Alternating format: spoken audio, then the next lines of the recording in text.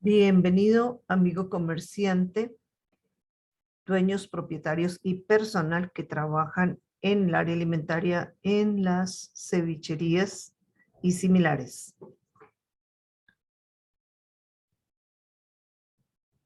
Desde la nueva normalidad tenemos unos protocolos de bioseguridad establecidos bajo los cuales podemos continuar nuestro negocio y continuar una vida protegiéndonos y resaltando siempre el autocuidado. Dentro de esos protocolos hay dos exigencias principales, que son el uso obligatorio del tapabocas y el lavado de manos. Recordemos que exigirnos unos a otros tener las manos limpias es un derecho de todos. Las manos limpias salvan vidas. Por tema de pandemia, aparece la resolución 749 del año 2020, precisamente para encasillar todos estos protocolos de bioseguridad que cada uno de los negocios debe cumplir. La resolución que rige el manipulador de alimentos es la 2674, fue expedida en el año 2013 y exige 10 horas de capacitación. Esas 10 horas se dividen en dos ciclos.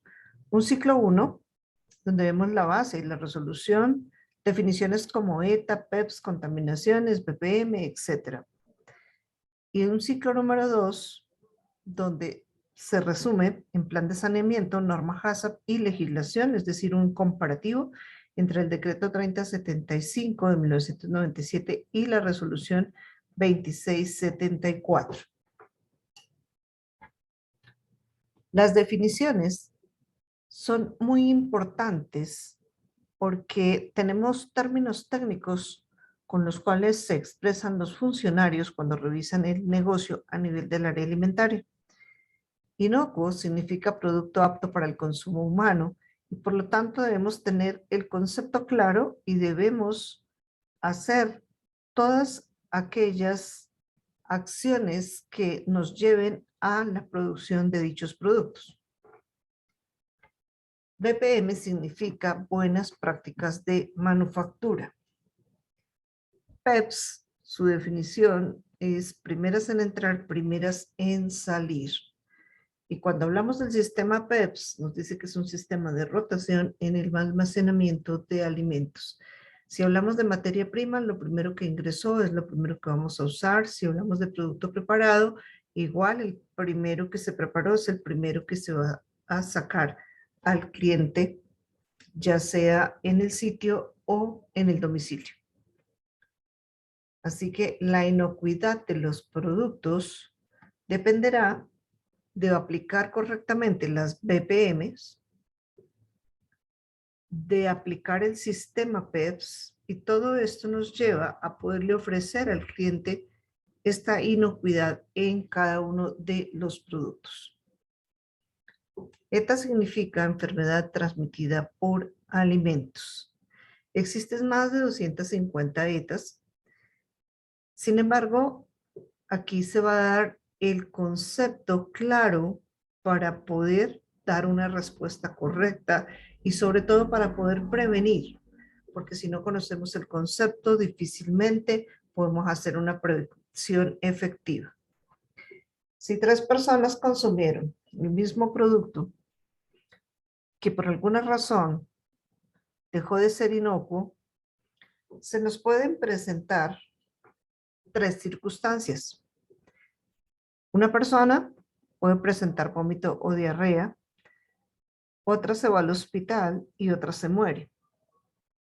La pregunta es, ¿de qué depende si consumieron exactamente lo mismo? Hablamos entonces del sistema inmunológico. Si la persona tiene sus defensas excelentes, el cuerpo está diseñado para sacar lo que no le sirve a través de un vómito, de una diarrea. Si la persona tiene defensas medias, requiere ayuda médica, se puede demorar 1 o 2 meses en el hospital, sin embargo, se puede salvar. Y cuando las defensas son extremadamente bajas, el consumir un producto que no esté inocuo le podría ocasionar la muerte.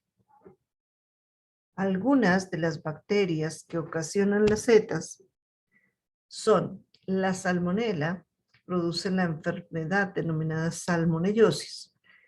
Es una bacteria que se encuentra en el pavo, el pollo y el huevo. El manejo de las carnes de pavo y de pollo se hace teniendo en cuenta su cadena de frío. El manejo del huevo nos dice la norma que no debería estar en la cubeta destapada o en un recipiente destapado. Por eso hoy día la mayoría de los supermercados ya tienen la cubetica de tapa. Si trabajáramos la cubeta tradicional, por lo menos colocar una cubeta vacía encima. Cuando hablamos del manejo básico del huevo, si realizamos una preparación con 10 huevos, se debe tener un recipiente donde se abre cada uno de ellos y se verifica antes de colocarlo, de incorporarlo al recipiente donde se va a hacer toda la mezcla. Esto previniendo que alguno de los huevitos pueda estar dañado y dañaríamos absolutamente toda la mezcla. El manejo del pavo, como el manejo del pollo, teniendo en cuenta la aplicación de BPM y teniendo en cuenta la cadena de frío. Si el producto llegó congelado, se mantiene congelado. Si el producto llegó refrigerado, se mantiene refrigerado. El cisticerco es una bacteria que ocasiona la enfermedad denominada cisticercosis. Se encuentra en la carne de cerdo.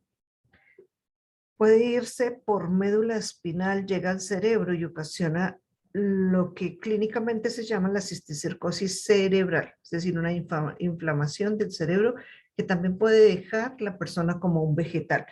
De ahí que tantas personas tengan terror a consumir carne de cerdo. La norma hace una aclaración que está prohibido el que llamamos marrano o el cerdito lavacero, el que come de todo. El único que está aceptado y que está certificado por el INVIMA es el cerdo tecnificado, ya que en cada una de sus instalaciones hay una asepsia total, es decir, una limpieza total, y los cerdos tienen sus respectivas vacunas contra el cisticerco. No obstante, si se consume la carne del cerdo que no fuera de criadero técnico, porque debemos hacer la aclaración. Una cosa es lo que dice literalmente la norma, igual debemos centrarnos en que hay sitios donde no está el cerdo tecnificado. ¿Cuáles son los cuidados? Tener con esa carne una excelente cocción. Dentro de las 10 horas de capacitación, debemos ver una parte de nutrición, porque estamos trabajando con manipuladores de alimentos. En este resumen se va a hablar muy poco a nivel de nutrición. Son temas que ya se van ampliando a medida que se desarrolla toda la capacitación. En la carne de cerdo está una bacteria benéfica para el ser humano llamada tiamina. La tiamina se la formulan a un paciente que presente alergia a los insectos. También a un paciente que presente calambres musculares. Así que teniendo en cuenta las bondades de esta carne, es importante darle un manejo correcto para poder aprovechar la parte nutricional que nos ofrece.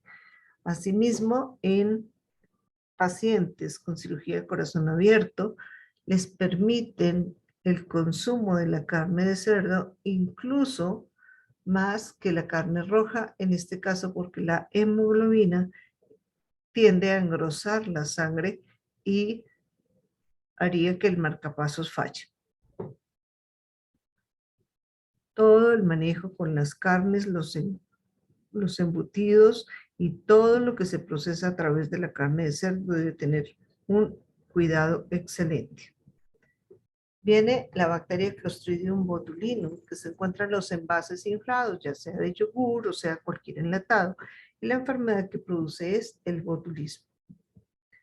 Cuando tenemos estos enlatados, debemos tener la precaución que una vez abiertos se debe consumir la totalidad del producto. Si no fuera así, se colocará en un recipiente de vidrio o de cerámica para ser llevado a la nevera.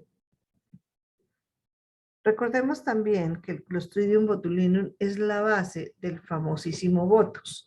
Por eso debemos trabajarlo desde un laboratorio reconocido para evitar los efectos secundarios de la sustancia. Rechace las latas golpeadas. Recordemos que el químico que está dentro de las latas está ahí para proteger el alimento. Sin embargo, cuando la lata fue golpeada, este químico cae en el producto y ya se convierte en un tóxico. Así que si encontramos este tipo de latas golpeadas, rechacemos el producto. También el Clostridium se encuentra en el suelo, por lo tanto en las verduras tiende a estar. De ahí que se haga con las verduras una desinfección con hipoclorito. En la capacitación se les entrega la respectiva tabla de diluciones del hipoclorito para que esté en lugar visible y para que tengamos el mayor cuidado en la administración de las cantidades. La brucela es una bacteria que se encuentra en el ganado vacuno. Ocasiona la enfermedad llamada brucelosis, que consiste en que la vaca puede abortar. Por eso se habla de obtener productos cárnicos y lácteos de fincas que estén certificadas libres de brucela. Si una mamita gestante consumiera un producto, ya sea leche o carne, que viene de un animal que estuvo enfermo, también podría abortar. De lo contrario, puede presentar complicaciones tanto ella como su bebé en la salud. La Escherichia coli o E. coli es una bacteria que se encuentra en la materia fecal. Sin embargo, generalmente escuchamos que hay intoxicación alimentaria producida por E. coli. ¿Cómo pasa la bacteria, si está en la materia fecal, a los diferentes alimentos? Por un lavado de manos incorrecto. Nuevamente la insistencia, exigirnos tener las manos limpias. Esto se trabajaba antes de la pandemia y hoy día, si consideramos que es uno de los factores que puede prevenir el COVID, debemos tener la seguridad y la certeza de estar realizando el proceso correctamente. Para el tema del COVID nos hablan de lavar las manos durante un mínimo de 20 segundos. Tengamos en cuenta que esos 20 segundos son realmente el contacto del jabón con la piel. De lo contrario, no estamos previniendo el COVID. Viene la leptospira, que ocasiona una enfermedad llamada leptospirosis, ocasionada por los roedores. Tener muchísimo cuidado con el mercado que queda fuera de neveras, porque ellos son muy hábiles para entrar a cualquier sitio. Puedes lavar y desinfectar en un solo paso. En algunos sitios hacen una mezcla con el jabón, el hipoclorito y el agua, obteniendo una espuma maravillosa. Lavan el baño y salen con sus ojos rojos. Además, pueden presentar asfixia. Esto se debe a que el uno inhibe la acción del otro y, sin embargo, para la persona que hace esta mezcla, se está afectando los bronquios, los pulmones y está sacando un tiquete a un cáncer. Por lo tanto, debemos hacerlo en dos pasos. Un primer paso es lavar, es decir, retirar todas las partículas visibles, ya sea en el mesón, en el piso, en una silla, y eso se hace con agua y jabón. El segundo paso es desinfectar utilizando el hipoclorito en la medida correcta. ¿Cómo estás midiendo el hipoclorito? Generalmente lo hacen a chorro o con la tapita. Esto está prohibido. Siempre debemos tener al lado del hipoclorito o una jeringa o un vasito medidor para poder cumplir con los datos que nos está dando la tabla de dosificación del hipoclorito. Grupos de contaminación. Los 4 grupos son física, biológica, química y cruzada. Hablamos de contaminación física cuando cae una partícula inerte en el alimento. Y en los ejemplos podemos colocar los accesorios, ya que puede ser una argolla, un anillo, un arete, una cadena, También hablamos de las partículas de tierra o las piedritas diminutas que puedan salir por ahí. Todo eso sería contaminación física. También puede ser una partícula de plástico que caiga en uno de los productos. Por eso siempre que vamos a abrir una bolsa, la norma nos pide tener una tijera exclusivamente para este uso en área de procesos. Nuevamente reiterando, ¿por qué no debemos usar accesorios cuando manipulamos alimentos? Porque corremos el riesgo de que caigan y ocasionen accidentes graves en nuestros clientes. La contaminación biológica la definimos como un ser vivo que cae en el alimento. Y en los ejemplos podemos ver los insectos en sus diferentes variedades. También en contaminación biológica está considerado el estornudo, la saliva y la sangre. La norma nos dice que si el manipulador de alimentos tuviese una cortada en sus manos, no debe continuar en el área de procesos. Sin embargo, sabemos que a veces no hay quien realice el turno y continúan haciéndolo.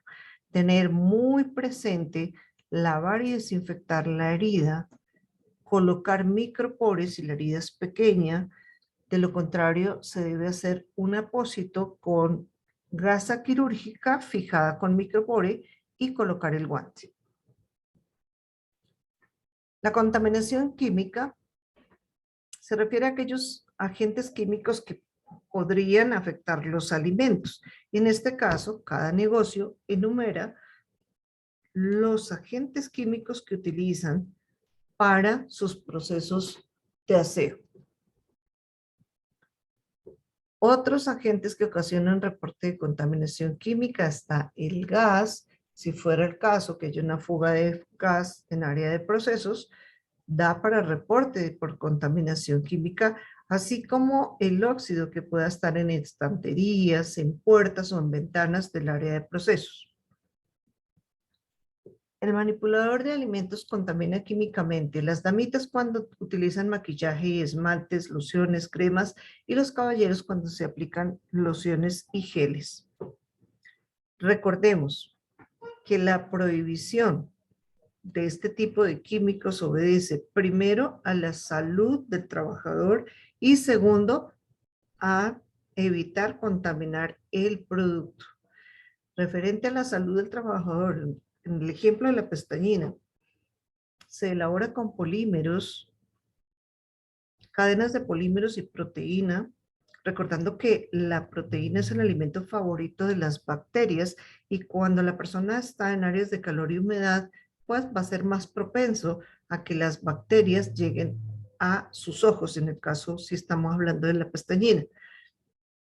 A veces no creen este tema, pero si pudiésemos llevar el microscopio al sitio de trabajo, realmente se darían cuenta que sí están siendo atacados por bacterias, en el caso de la pestañina, en el caso del gel en los caballeros.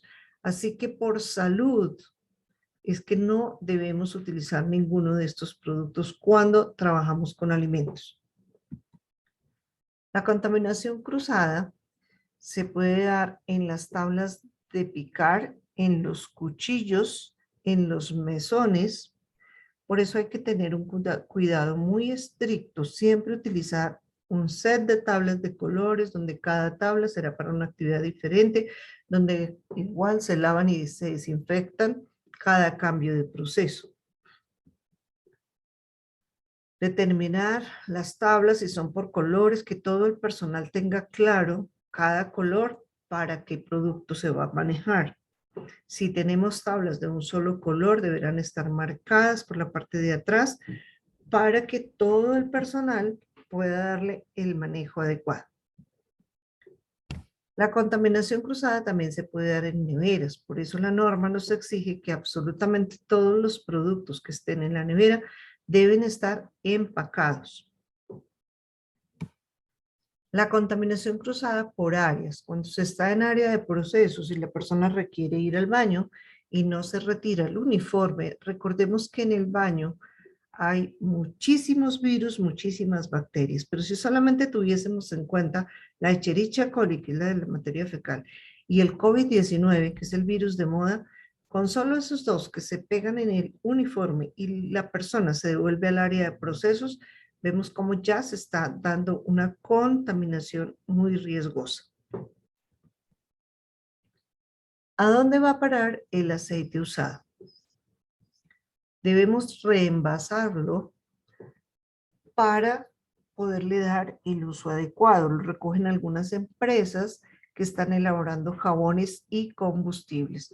La razón por la que la norma insiste en que un aceite no se debe reutilizar es porque cada alimento que pasa por un aceite que ya fue usado se carga de algo que llamamos radicales libres. Los radicales libres llegan al organismo a promover las células cancerígenas. Y donde se puede evidenciar inicialmente es en un envejecimiento prematuro. Siempre que nos hablan de radicales libres, nos están hablando de cómo combatirlos. Y es con los antioxidantes que encontramos en las frutas, en las verduras y en muchos suplementos, que es lo que hoy día se deben utilizar, ya que nuestra alimentación realmente no puede aportar la cantidad necesaria de antioxidantes. Es por esto que hoy día se habla tanto a nivel de todo el sistema inmunológico, sube las defensas, sube los antioxidantes para contrarrestar el efecto de todo lo que está de manera exterior, como la comida, el aire, etcétera, que nos puede dañar el organismo. Aquí está el tema de los antioxidantes. Reitero, se encuentran frutas, verduras y muchos suplementos y son los únicos que pueden combatir esos radicales libres. La invitación es a utilizar la menor cantidad de aceite en cada uno de sus frituras para que no se desperdicie, porque obviamente el comerciante siempre argumenta que es muy costoso, pero eso no implica que lo tenga que reutilizar. Si generamos la conciencia de utilizar las cantidades mínimas para cada proceso, pues no se va a estar desperdiciando. Recordemos que colocar el aceite usado en el grifo nos ocasiona una contaminación y la relación es 1 litro de aceite usado contamina 1000 litros de agua. Además, que corre el riesgo de tapar el grifo y en algún punto de la naturaleza esa tubería sale. Por eso debemos controlar este impacto ambiental. Algunos de los productos obtenidos son los jabones. Ahora, el requerimiento en cuanto a uniformes y presentación del personal manipulador de alimentos. La resolución 2674 nos exige, además del baño diario y el cuidado personal, que son de tratamiento obvio, nos pide que los uniformes sean de colores claros, con excepción de la gama del gris, y además nos reitera el lavado de manos cada cambio de proceso. Estos uniformes claros, la exigencia obedece a que podamos determinar y detectar la suciedad, y por lo tanto se cambien todos los días o en cada turno si fuera el caso. La clasificación de los alimentos según la resolución 2674 está dada en alto riesgo, medio riesgo y bajo riesgo. El INVIMA para cada uno de estos riesgos otorga un documento y así es como vemos el registro sanitario para alto riesgo, el permiso para medio y la notificación para bajo. Nuevamente aquí tenemos la clasificación de los alimentos.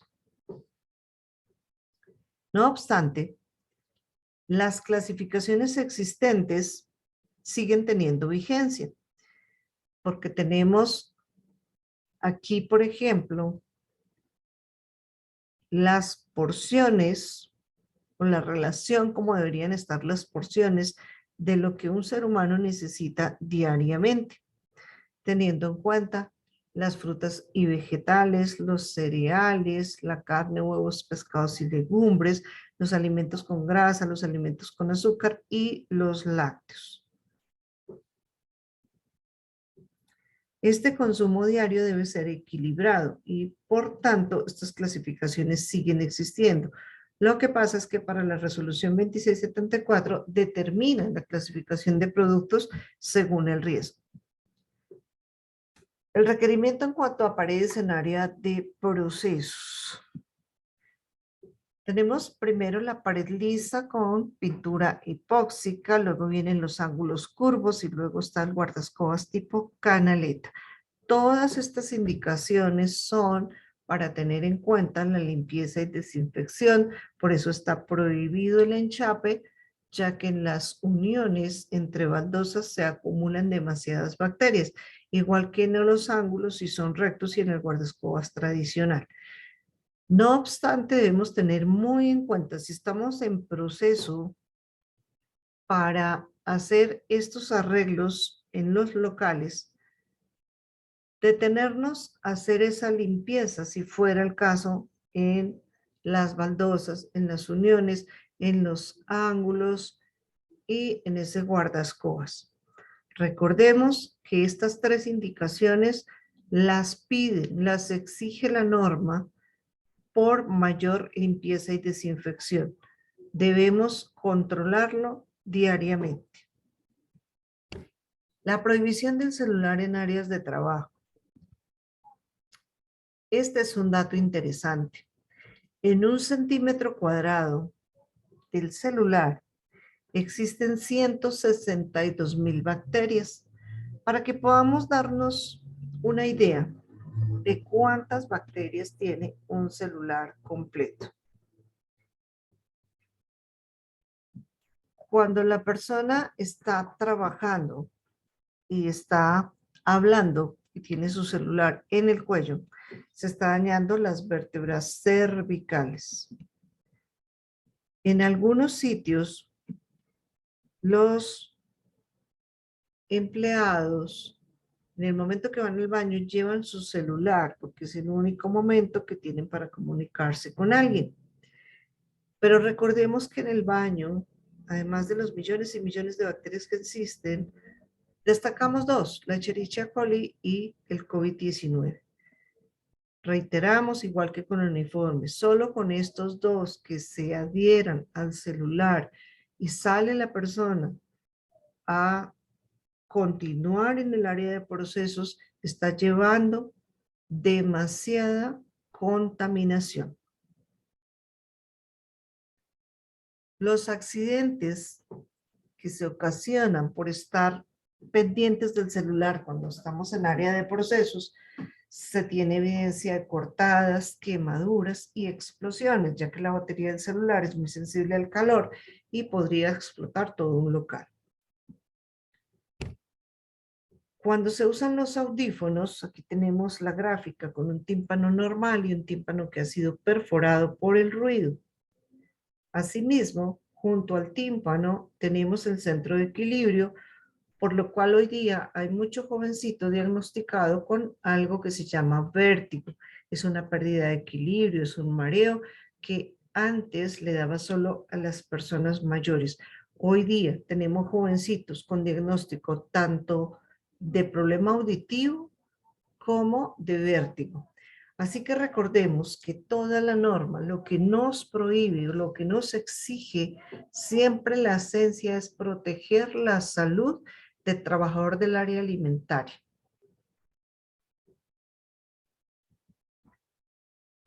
Muchas gracias por su atención. Hasta aquí el breve resumen de lo que es el primer ciclo para poderse certificar en manejo higiénico de alimentos y bebidas. Contáctanos ahora 317-269-5200, 313-355-9519 para tener el gusto de agendar, de visitarte en tu negocio, de darle la mejor capacitación a tu personal o de poderlo agendar de manera virtual. Estamos dando la facilidad al comerciante con la doble opción, presencial o virtual. Lo importante es que puedan tener el conocimiento para aplicarlo a diario, para optimizar el crecimiento de su negocio y para poder cumplir con lo que les exige la norma. Bendiciones.